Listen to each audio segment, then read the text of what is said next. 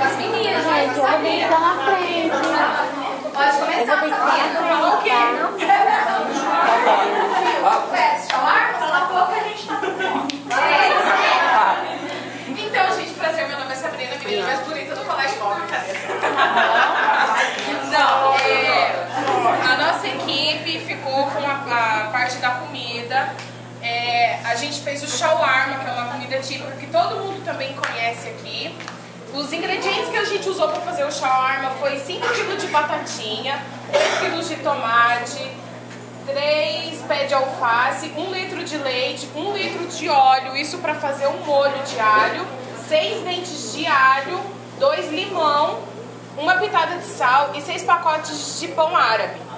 Aí eu fiz um molho de alho, descasca o alho, coloca no liquidificador, tira o miolinho, bate ele com 1 litro de óleo, vai colocando 1 litro de leite, vai colocando de pouco em pouco o óleo, vai 1 litro de óleo, vocês acham que é exagero, mas não é. Depois espreme os limão, que o limão vai dar firmeza no molho de alho.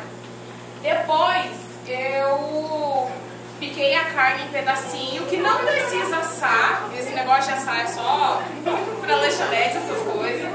Que na verdade esse shawarma a gente pode fazer em casa. Aí pica a carne, coloca bastante alho, vai fritando a carne de pouco em pouco, até ela sugar aquela água que ela vai soltar.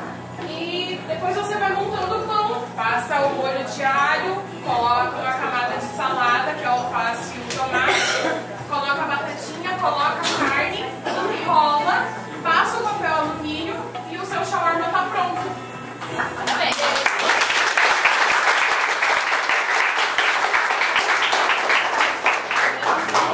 E quem participou de tudo isso foi o Francisco, a Calista, a Janete, a Sueli e eu, a Sabrina. Muito bom.